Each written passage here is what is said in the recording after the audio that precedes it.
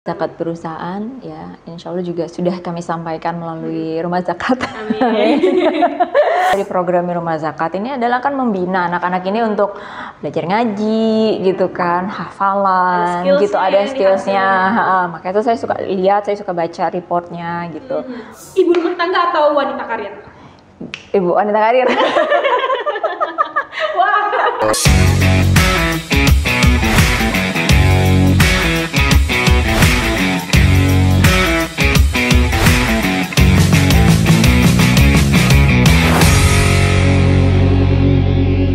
Selamat datang Ibu Putih. Assalamualaikum warahmatullahi wabarakatuh. Waalaikumsalam. Gimana kabarnya Ibu? Baik, alhamdulillah baik. Gimana kabarnya Mbak Is? Alhamdulillah baik. Lumayan ya Bu ya hari ini.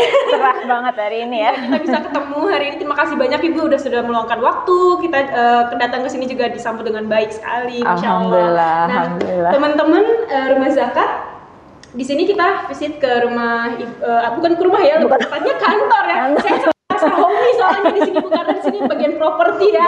Banyak, coba lihat kalau di sini foto-foto dari rumah-rumahnya sudah dibangun ya. Ini proyek yang sudah selesai ya Bu ya?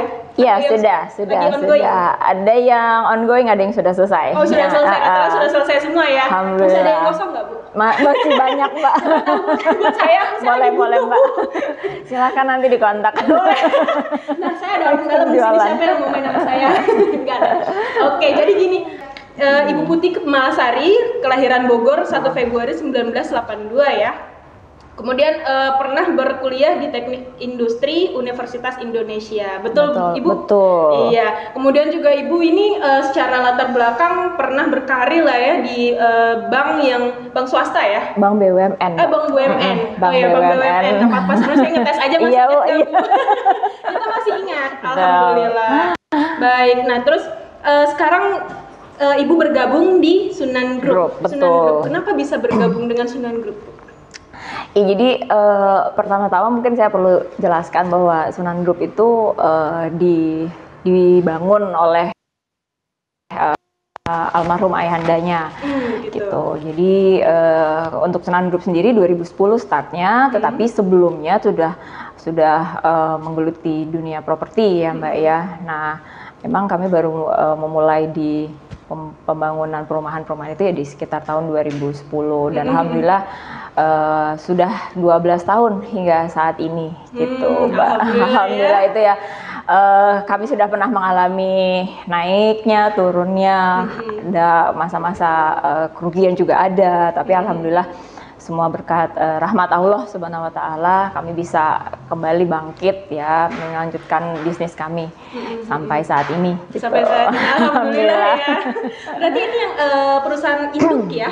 Iya, perusahaan induk. Berarti di bawah ini masih ada ada beberapa. Ada 3 ya. Ada 3 apa aja kalau boleh?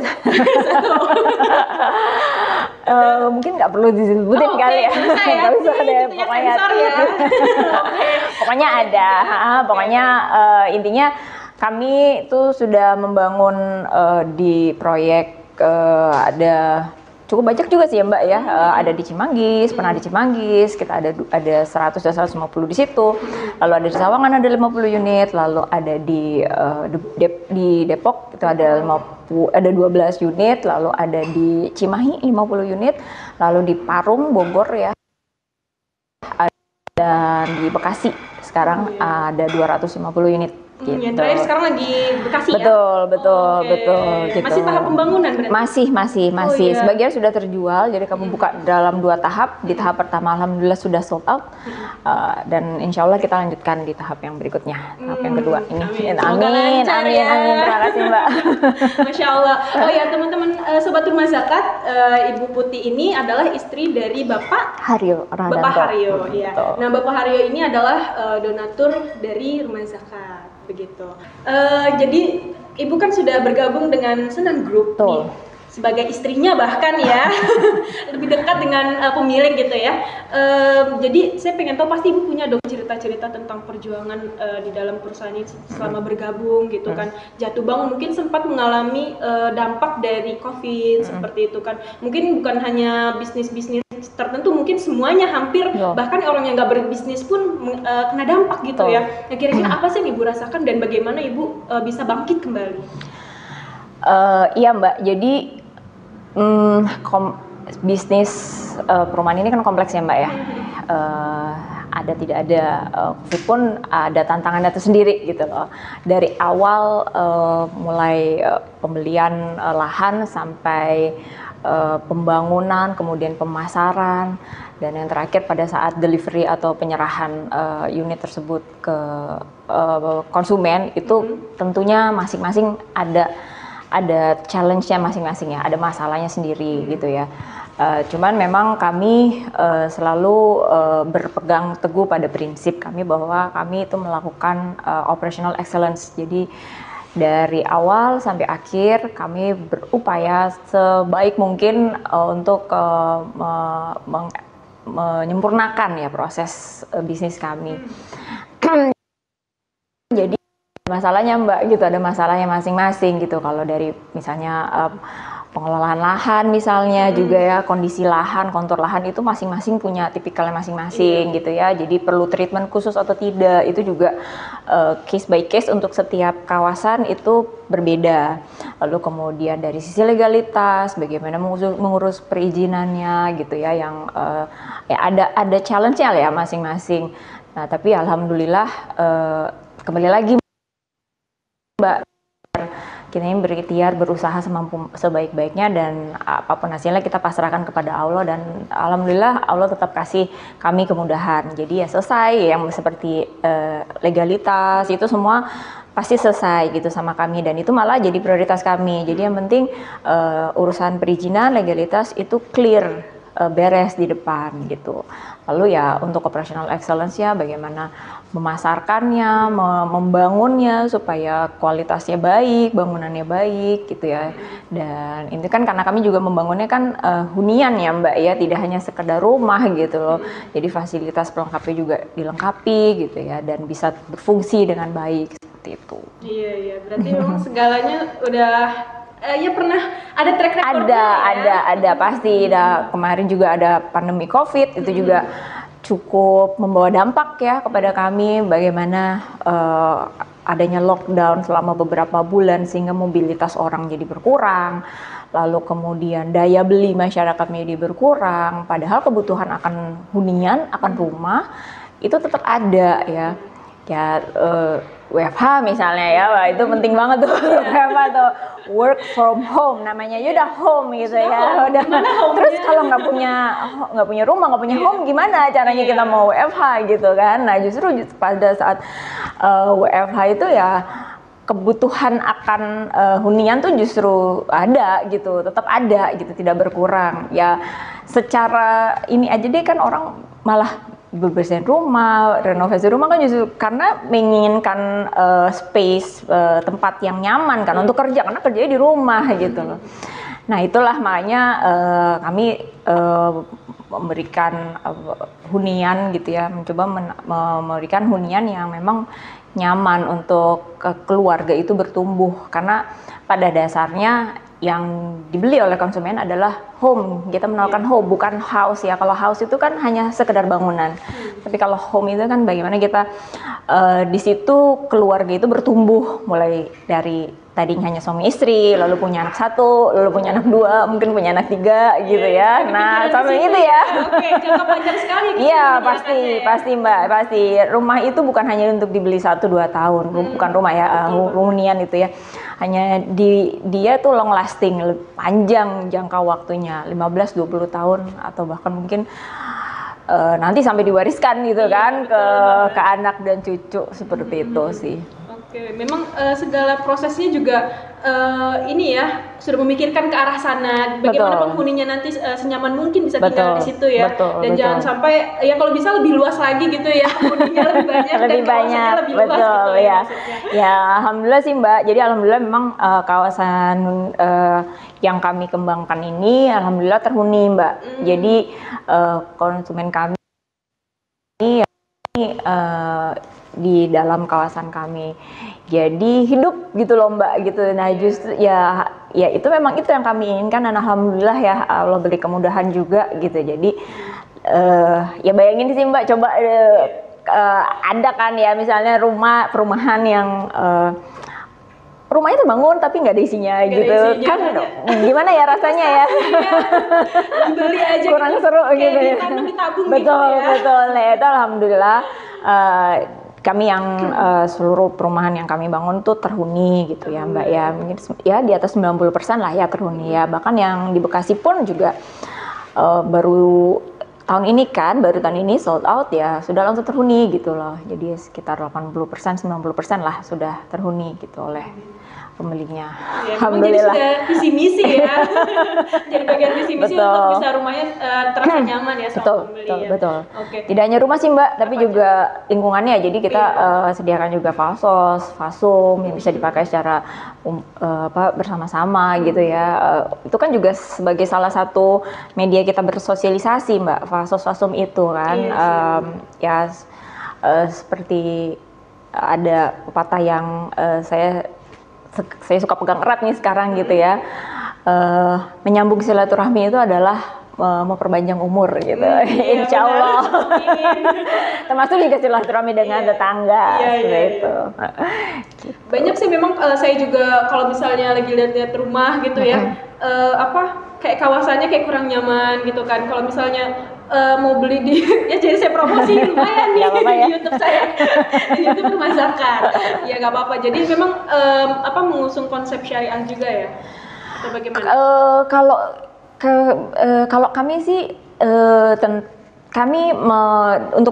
untuk proses penjualannya kami berbank sih Mbak ya. Kami masih berbank dengan bank konvensional maupun bank syariah begitu ya gitu ya. Karena yang saat ini bisa berjalan ya, kami punya kemampuan ya dengan bank konvensional dan bank syariah. Jadi konsepnya masih dengan bank, tapi tidak menutup juga bagi konsumen yang mau membeli secara tunai gitu, bisa juga gitu. Oke, bisa ya pokoknya ya, aman.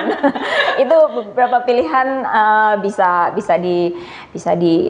sampaikan ke calon konsumen, disesuaikan ya dengan preferensi konsumen ya. Masing-masing konsumen itu punya preferensinya masing-masing ya Mbak gitu. Oke, berarti rencananya ke depan mau bangun di mana lagi nih Mbak? Oke, kalau kita bicara data Mbak, di Jawa Barat aja lah ya, tidak usah terlalu jauh ya. Di Jawa Barat aja backlog kebutuhan rumah itu masih ada 2,5 juta per tahun ya. Jadi ya masih banyak banget Mbak kita mau ambil target 1% pun masih cukup besar gitu loh. Jadi memang kebutuhan akan rumah itu ya sangat tinggi Mbak gitu. Itu salah satu kebutuhan pokok kok gitu, sandang, pangan, papan gitu ya. Kita kembali lagi tuh ke pelajaran di masa SD. Masih balik lagi, itu salah satu kebutuhan pokok ya. Manusia pada dasarnya butuh tempat tinggal, jadi ya butuh. Dan tapi sekarang bagaimana kita manusia itu butuh tempat tinggal untuk bertumbuh dan berkembang, makanya kami menawarkan konsep hunian yang nyaman, yang bisa untuk long lasting seperti itu. Dan perlu digarisbawahi lagi juga ya, ke rumah yang nyaman itu memang harus sedikit dipaksakan Mbak. Harus dipaksakan gitu ya. Kenapa gitu? Karena kalau sesuai dengan kemampuan aja mungkin dapetnya yang biasa-biasa. Karena kami menawarkan kelebihan kayak kenyamanan itu kan pasti ada yang harus dikorbankan gitu, maksudnya bukan dikorbankan sih, maksudnya ya harus dipaksakan lah gitu, kemampuannya mungkin harus lebih di-push lagi gitu supaya bisa membeli rumahnya, karena bagaimanapun juga kan rumah itu dipakai lama Mbak gitu loh. Sayang sekali kan kita beli rumah yang mepet-mepet gitu ya, cuman nanti di kedepan harinya ada wah gini gitu ya, jadi memang gitu. Ujung-ujungnya harus paksa sedikit gitu, bekerja lebih keras gitu. Biar pada semangat ya. Semangat. Tapi kan jadi poin penting ya. Betul. Tapi kan kerjanya di rumah Mbak nanti kan, WFH kan gitu. Rumahnya udah keren, semangat kayaknya. Bisa dekor sesuka hati lagi kan, kalau di kosan kan belum tentu ya. Oh iya, apalagi numpang Mbak di rumah mertua. Lebih sedih. Iya benar. Ya Allah. Oke. Terus kan berarti ada key point dari pembangunan rumah ini memang kan mengusung kenyamanan intinya ya. Betul. Nah terus inovasi yang dilakukan sama perusahaan ini apa aja sih kira-kira terhadap perumahan itu? Inovasi-inovasi selain tadi kan kenyamanan kan sebagai key pointnya gitu ya. Iya. Jadi inovasinya ya, jadi apa yang ingin kita sampaikan ke konsumen itu misalnya kita mendefinisikan kenyamanan itu kita jawantahkan dalam bentuk desain bangunan itu sendiri, kawasan lingkungan, kayak kita bikin ceiling tinggi, kita 3,7 meter sehingga sirkulasi udara menjadi lebih baik gitu kan. Itu untuk kesehatan kan yang pertama. Yang kedua row jalan kita bikin bahkan untuk yang di depan rumah ya, di depan rumah itu kita bikin selalu minimal 6 meter. Karena apa? Karena yang tadi saya bilang, Mbak Is misalnya punya rumah, mau baru beli rumah nih, kan pengennya ngundang saudara tuh, aku baru beli rumah loh, housewarming yuk, ayo main ke rumah gitu kan, ngundang saudara-saudaranya. Nah kalau jalannya terlalu kecil kan nggak bisa tuh, mobilnya parkir yang ada tetangganya cemberut kan, gitu. Atau nanti Mbak Is, aduh nggak enak deh ngundang-ngundang, lah padahal balik lagi kan. Menyambung silaturahmi itu adalah memperpanjang umur kan, kita intinya begitu aja kan. Kalau apalagi kan kita ini orang Indonesia terutama kan memang senang kumpul-kumpul kan, apalagi dan itu kan suatu pencapaian tuh biasanya, anaknya baru bisa beli rumah gitu, abang kan nih baru punya rumah gitu, ayo kumpul datang. Bawa mobil, jadi katanya bawa helikopter. Bingung parkir. Iya, susah parkirnya sempit gitu. Beda ya. Iya. Berarti memang udah memikirkan sampai biasanya kalau misalnya tamu datang, jadi parkirannya jalannya masih ada space lah untuk lalu lalang dan parkiran gitu ya. Memang bagus sih kayak gitu. Terus juga fasilitas juga lengkap ya. Fasilitas ya yang ya supaya penghuni kawasan itu ya bisa bersosialisasi ya kan, bagaimanapun juga kan kita ini makhluk sosial Mbak. Kita tuh perlu bersosialisasi, perlu ngobrol, perlu diskusi gitu ya. Ya, dan terkadang kan kita nggak jarang ya, maksudnya gini loh, maksudnya apalagi kita dengan kesibukan apa segala macam ya kadang-kadang lupa gitu loh, kadang-kadang tetangga aja nggak kenal gitu. Saking introvertnya ya. Saking udah sibuk gue berangkatnya pagi gitu. Tapi ya itu lah makanya itu kita fasilitasi gitu lah, ruang-ruang fasilitas umum, fasum gitu yang bisa digunakan untuk warga untuk bersosialisasi. Iya benar, karena kan bentuknya tujuannya hunian ya. Betul, hunian, betul. Bukan tempat isolasi. Jangan Mbak. Ya. Bayangin, makanya, nah jadi ya itu kayak itu sebenarnya salah satu waktu zaman COVID itu ya, isolasi itu benar-benar kita disitulah titik balik kita ya, bahwa ternyata tuh manusia tuh butuh sosialisasi, butuh ngobrol. Bayangin 10 hari di dalam ruang isolasi langsung stresnya luar biasa kan gitu ya, bayangin. Nah makanya tinggal di kawasan gitu, di perumahan yang masih ada udara, masih ada landed house ya, masih udara terbuka, ada fasilitas umum gitu ya, bisa bersosialisasi, itu sebetulnya mengurangi juga tingkat stres ya. Iya benar sih. Biar ada refreshing ya. Biar ada refreshing. Nggak sempat jalan-jalan gitu ya, tetap bisa jalan-jalan. Ya penghijauan, kami juga di perumahan kami itu selalu menanam pohon-pohon yang memang bisa menambah suplai oksigen seperti itu Mbak. Pohon-pohon besarnya tuh kami ya kayak apa sih, tabebuya seperti itu ya, itu kan juga besar dan cukup memainin oksigen, hasilkan oksigen ya. Bagus juga sih memang kalau pepohonan di sekitar betul. Makin nyaman ya kan, di bawah pohon. Udah pernah kan Mbak? Udah pernah? Apanya? Udah pernah datang ke proyek kami? Kayaknya sih pernah. Belum. Mungkin sudah di sosial media. Baru lihat di sini. Iya. Berarti kan kayaknya kalau saya dengar dari cerita Ibu tadi kayak menarik banget gitu ya. Mulai dari memikirkan segala macam ya kan, terus pokoknya terkait dengan perusahaan ini sudah terancang dengan baik gitu ya. Nah, bagaimana kalau misalnya isinya dari perusahaan ini, misalnya kayak budaya kerjanya, bagaimana sih biar supaya timnya tetap kompak kayak gitu. Iya, kalau budaya kerja satu, kami disiplin ya Mbak ya, disiplin, komunikasi itu harus, dan yang ketiga juga kami membiasakan tidak hanya berusaha secara ini bisnis gitu, tapi kita juga tetap dari sisi rohani kita juga laksanakan juga Mbak gitu ya. Jadi baca Yasin setiap hari, itu rutin ya? Mbak, rutin, kami rutinkan di sini aja atau di seluruh? Di seluruh proyek. Oh iya. Di seluruh proyek. Teman-teman proyek juga ya? Iya, betul.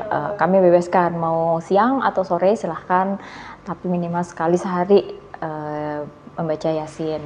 Ya alhamdulillah Mbak, itu ya jadi kan kita tuh memang harus berikhtiar, berusaha sebaik-baiknya, tapi hasilnya harus kita pasrahkan kembali kepada Allah kan. Tapi ya bagaimana kita mau nyampe ke Allah kalau kita nggak berdoa, meminta gitu.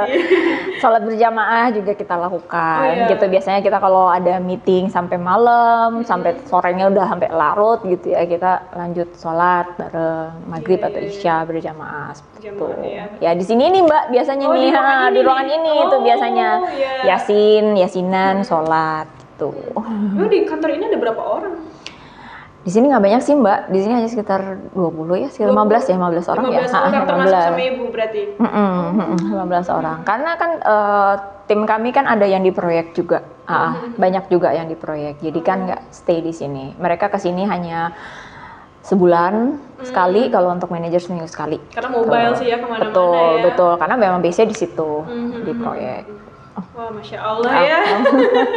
Makanya semakin terasa adem sih di sini ya. Alhamdulillah. Berkah, gitu ya. Amin. Nah, jadi hal apa lagi sih, kan itu rohani secara pribadi ya, dari kita ke yang di atas sama Allah gitu ya. Nah, kalau untuk sesama gitu, kira-kira apa sih kegiatan yang paling rutin dilakukan? Alhamdulillah kami senantiasa berbagi ya Mbak ya. Jadi kami mendisiplinkan diri untuk membayar zakat perusahaan ya. Insya Allah juga sudah kami sampaikan melalui rumah zakat. Amin. Gitu, insya Allah ya. Lalu secara rutin juga kami ada santunan anak yatim ya Mbak. Itu sudah rutin, udah cukup lama juga sih Mbak. Itu sudah kita rutinkan, dan memang prinsip saya adalah untuk berbagi itu harus diutamakan gitu ya. Jadi bagaimanapun keadaan kita gitu ya, selagi kita bisa, yuk kita berbagi gitu. Itu juga prinsip yang kami terapkan ke teman-teman semua di sini gitu. Yuk, selama kita bisa berbagi, masih ada loh orang-orang yang jauh lebih susah dibandingin kita. Kita mungkin punya anak bisa sekolah, tapi ada loh anak-anak ini yang nggak bisa sekolah, mungkin orang tuanya tidak mampu, atau mungkin dia bahkan sudah tidak punya orang tua, yatim piatu gitu. Kita biayai, kita bantu sekolahnya. Ya, bagaimanapun kan kita secara sosial ya harus peduli juga lah kepada saudara-saudara kita gitu. Ya insya Allah sih kami juga merasa terbantu atas adanya rumah zakat ya, karena kami bisa menyalurkan ke pihak-pihak yang memang berhak untuk menerima, dan kami sangat terbantu, terapresiasi juga dengan penyaluran yang cepat, tepat manfaat gitu ya, dan juga laporannya yang juga cukup representatif menurut kami. Alhamdulillah ya Mbak. Iya, alhamdulillah ya. Tersalurkan dengan baik juga. Iya. Iya, benar-benar. Berarti memang sebelumnya sudah pernah ikut terjun langsung juga sama rumah zakat untuk kayak kegiatan-kegiatan penyaluran, belum ya? Pernah. Pernah. Kemarin di Parung ya, di Parung sempat ikut santunan gitu. Ya. Gimana tuh perasaannya ketika langsung terjun gitu kan? Biasanya mungkin melalui penyalur gitu kan ya? Kita ada 20 anak asuh. Oh iya, gimana? Di Bablan ya, di sekitar proyek kita. Jadi memang kita biasanya gitu pada saat ada proyek, kita selalu ada santunan lah untuk anak-anak di sekitar situ, karena ternyata masih banyak Mbak di situ, di sekitar kita, tetangga lah ya istilahnya, itu tetangga kami itu ya berkekurangan lah gitu. Untuk kita bantu, kita bantu melalui uang. Dan yang saya suka dari program rumah zakat ini adalah kan membina anak-anak ini untuk belajar ngaji gitu kan, hafalan gitu, ada skillsnya. Makanya itu saya suka lihat, saya suka baca reportnya gitu. Oh ya, ini baik, berarti kan ada progresnya ya Mbak ya gitu. Alhamdulillah ya, dengan harapan mereka dibantu untuk pendidikannya itu ya nanti mereka akan jadi anak yang baik gitu ya, soleh, soleha, amin gitu. Ya Allah, berkah ya, karena kan dengan santunan seperti itu lebih ke bukan di maksudnya bukan di rumah penitipan gitu kan, langsung ke tetangga gitu ya. Langsung ya mereka nanti setiap saya lupa ya, makanya setiap seminggu sekali atau 2 minggu sekali gitu, jadi ada kayak ada semacam madrasahnya gitu ya, ada gurunya yang datang gitu ya dari tim rumah zakat gitu, bikin majelis ya, semacam majelis ya gitu, nanti ada di situ anak-anak diajarin mengaji, ada seingat saya ada setorannya juga deh, ada setoran hafalan ya tertentu ya, doa, surat-surat pendek seperti itu. Yang sekarang sih memang anak-anaknya masih anak-anak yang sekolah ya, anak-anak kecil-kecil gitu ya, anak SD, TK, SD ya kalau seingat saya sih seperti itu. Iya. Memang mentargetkan mereka. Memang kami pengennya yang karena di usia-usia itu menurut saya krusial anak-anak itu menerima pendidikan yang baik gitu. Itu kan golden periodnya mereka kan ada di umur 5 tahun sampai 8 tahun kan Mbak gitu. Jadi di situ mereka diberi pendidikan yang baik ya, insya Allah tuh akan membekas gitu, akan terus tertempel di memorinya sampai mereka besar gitu.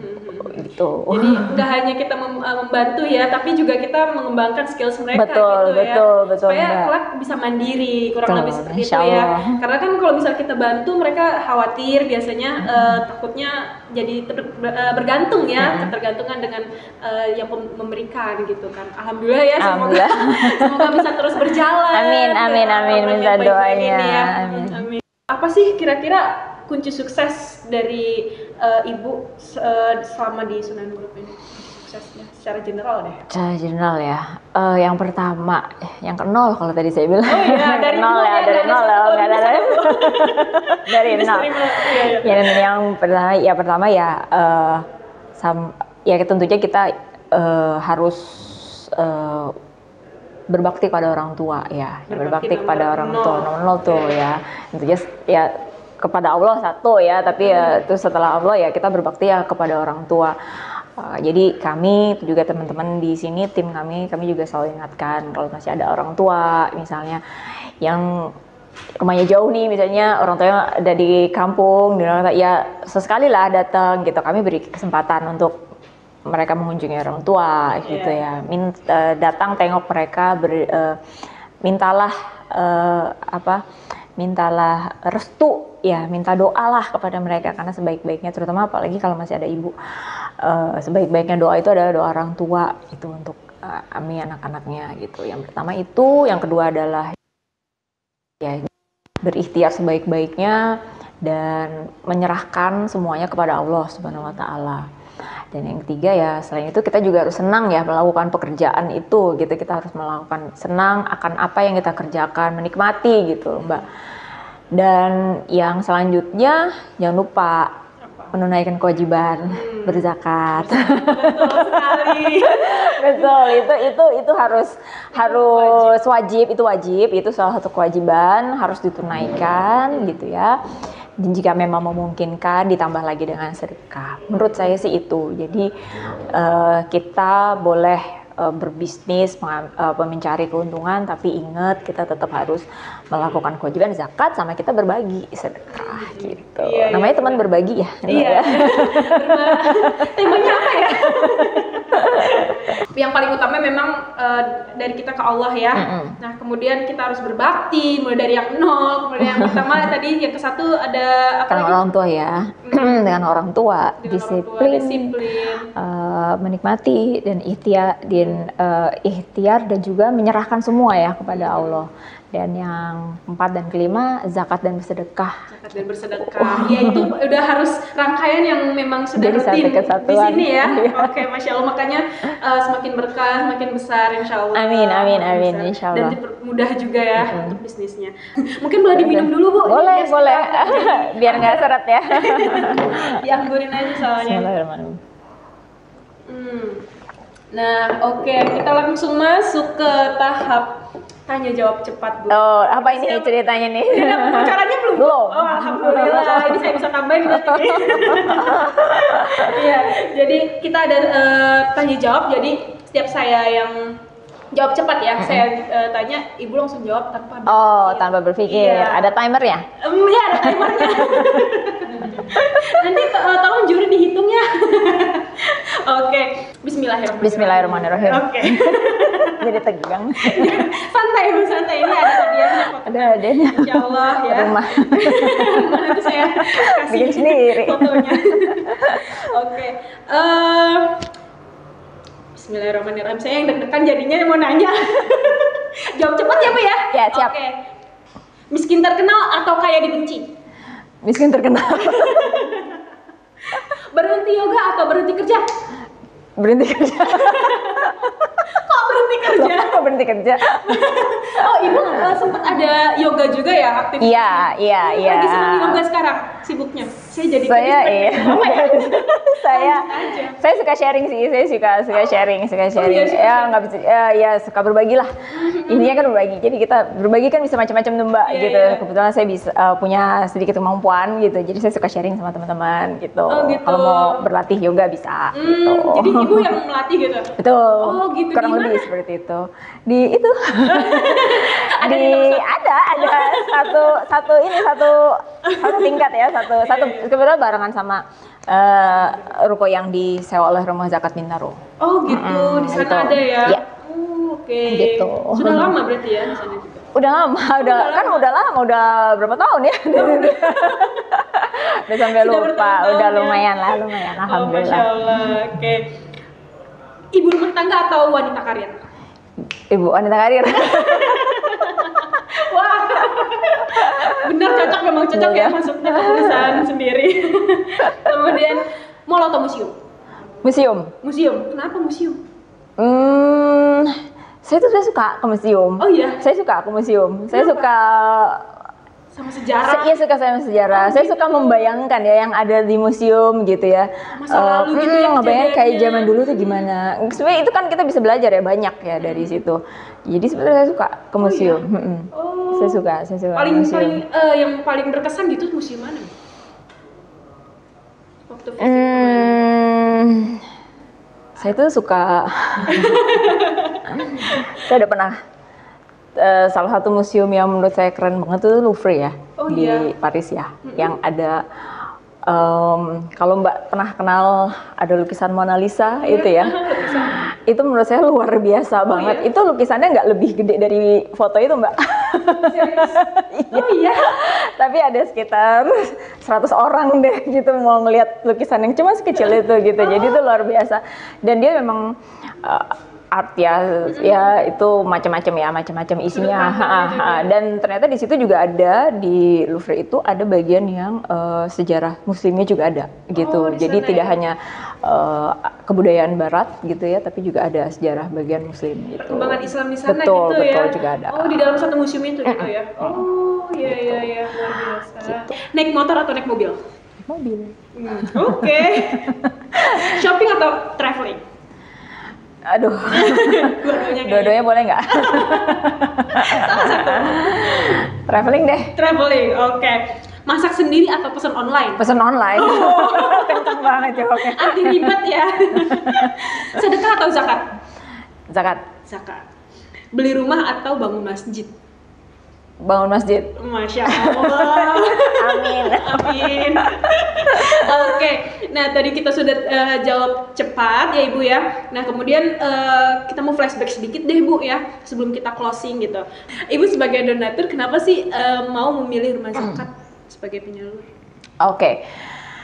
Ya yang pertama kami melihat kredibilitasnya ya Mbak ya, dan yang pertama dan yang terpenting kan amanah ya. Amanahan yang kami donatur berikan itu tersalurkan ya dengan baik dan juga dilaporkan dengan baik, karena tuh terkadang kami sebagai donatur tuh perlu diyakinkan gitu loh bahwa memang yang kami sampaikan itu tersalurkan gitu. Itu saja sih yang poin yang penting lah ya gitu sebagai donatur. Jadi dan kami mendapatkan itu semua dari Rumah Zakat gitu, laporan-laporannya baik gitu ya, secara berkala terus disampaikan gitu rutin dan juga komunikasi yang terbina, silaturahmi yang terbina. Bahkan kami juga pernah mendapatkan kehormatan didatangi langsung oleh CEO Rumah Zakat Pak Nur Effendi. Waktu itu sempat berkunjung ke kantor kami mungkin sekitar setahun yang lalu kurang lebih gitu. Itu suatu kebanggaan tersendiri juga ya buat kami selaku donatur bahwa CEO Rumah Zakat datang mengunjungi kami. Alhamdulillah, boleh titip salam ya buat beliau gitu. Semoga beliau senantiasa dalam keadaan sehat. Amin. Iya. Jadi sempat menjalin silaturahmi secara langsung. Betul. Untuk mempererat sih biar supaya kita tetap berhubungan dengan baik terus ya. Oke, baik. Kira-kira kesan pesannya dan harapannya untuk Rumah Zakat apa aja sih Bu? Ya, kami berharap semoga Rumah Zakat ini semakin tumbuh, berkembang ya, semakin banyak lagi program-program yang ditawarkan gitu ya. Jadi donasi yang diperoleh dari para donatur itu bisa tersalurkan dalam bentuk program-program yang bervariasi ya, dan tapi tidak hanya sekedar bervariasi tapi tepat sasaran sih yang penting ya. Yang penting itu tepat sasaran dan tepat guna. Dan memang betul-betul bermanfaat untuk para penerima. Tepat sasaran ya, yang paling penting. Karena kan nggak semuanya semakin tepat sasaran semakin berkah insya Allah. Betul. Amin insya Allah. Ya, karena kan mereka sangat membutuhkan, lebih membutuhkan. Itu dia bicara berbagi bersama saya Ishariyati dengan Ibu Putih selaku Sunan Group, bagian dari Sunan Group. Semoga ini semua apa yang kita sudah sampaikan, sudah kita bahas bisa bermanfaat untuk teman-teman audiens di luar sana dan menjadi keberkahan untuk kita semua insya Allah. Dan semoga kita bisa bertemu lagi di channel YouTube Rumah Zakat selanjutnya. Jangan lupa subscribe, comment, dan like and share. Oke. Assalamualaikum warahmatullahi wabarakatuh. Waalaikumsalam warahmatullahi wabarakatuh.